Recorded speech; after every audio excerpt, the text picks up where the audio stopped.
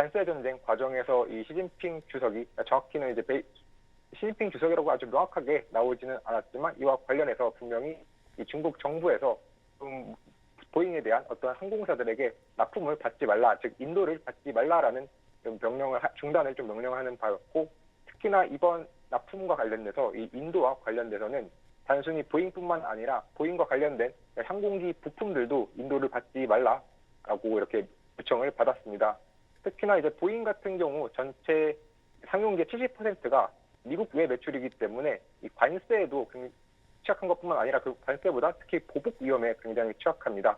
그래서 이제 단순히 어떻게 보면 미국에게 있어서 항공기는 굉장히 중요한 국가적 그리고 당위적인 산업인데 이것을 좀 어떻게 보면 중국이 잘 알고 굉장히 약한 고리를 건드렸다라고도 생각을 할 수 있겠고요.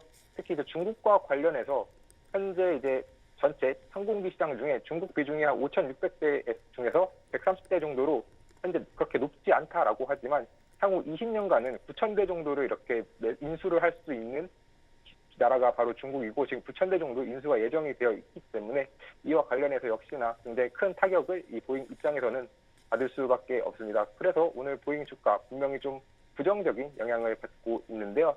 이렇게 관세와 관련해서 자꾸 기업들이 타격을 받고 특히 이번 보잉 같은 경우는 정말로 실제로 이제 인도가 되지 않는다면 결국 다 에어버스에게 강한 경쟁자에게 자신의 시장을 좀 뺏길 위험이 있기 때문에 이 아이비들 결국에는 이 관세 피해에 따라서 이 미국 주식 전망을 좀 하향 조정을 하고 있는데요. 대표적으로 시티 같은 경우는 이번에 투자 의견 중립으로 바꿈과 동시에 EPS를 기존 270달러에서 255달러로 하향하고 이것이 EPS가 하향됨에 따라 S&P 500도 6,500에서 5,800으로 하향하였습니다. 특히나 이제 결국 시티는 실적 전망과 관련된 이유로 이렇게 하향하였고 제프리스는 오히려 조금 더 이것보다 심각한 이야기를 좀 했는데 결국에는 좀 스태그플레이션 위험이 있다라고 하며 S&P 500 목표가를 기존 6,000에서 5,300으로 하향하고 특히나 이제 PER을 19배 정도만 주면서 원래 그 이전까지는 20배 이상 충분히 받을 수 있었던 이 미국 증시에서 20배 미만으로 낮아졌다는 점, 이 점을 좀 같이 한번 살펴보시면 좋을 것 같고요. 이렇게 또 혼란스러운 그런 관세 속에서 어떤 자산을 좀 살펴보면 좋을까라고 한다면 역시나 먼저 가장 떠오르는 이제 수혜 자산은 대표적으로 금이 있습니다. 지금 금 이제 계속해서 상승을 하고 있는데 골드만삭스 같은 경우 2025년 말까지 한 3,700달러까지 상승할 수 있고 특히 2026년 중반까지는 4,000달러까지 갈 수 있다.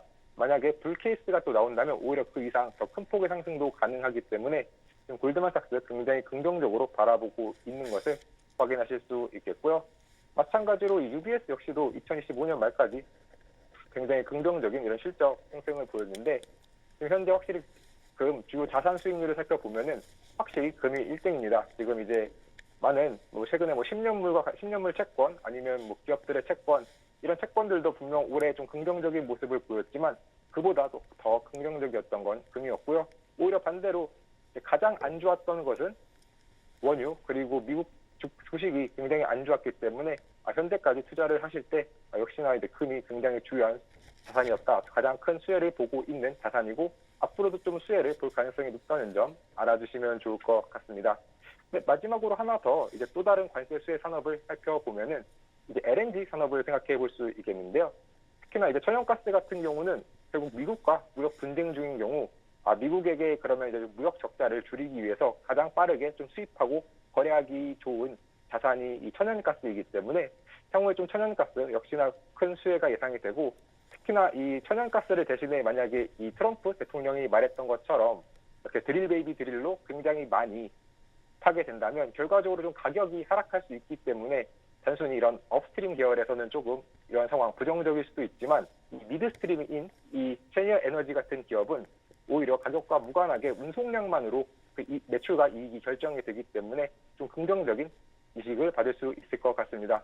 그래서 이와 관련해서 이 G스퀘어 프라이빗 웨스 같은 경우는 이 LNG가 관세 정책에서 비롯된 모든 거래 중 가장 큰 1차 수혜 기업이다라고 평가를 하며 이 LNG와 관련돼서 계속해서 긍정적인 발언들이 이어나가는데요.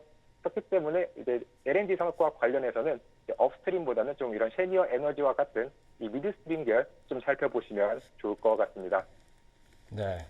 이 셰니어 에너지 티커가 LNG이기 때문에 네. 굉장히 또 좀 주목해 볼 만한 그런 회사가 아닌가 생각이 되는데 사실 조금 이 에너지 섹터를 들여다보시는 분이 아니라면 이렇게 셰니어라든지 미드스트림 업체들을 좀 공략을 해서 투자하기가 쉽지가 않지 않습니까? 그럼요.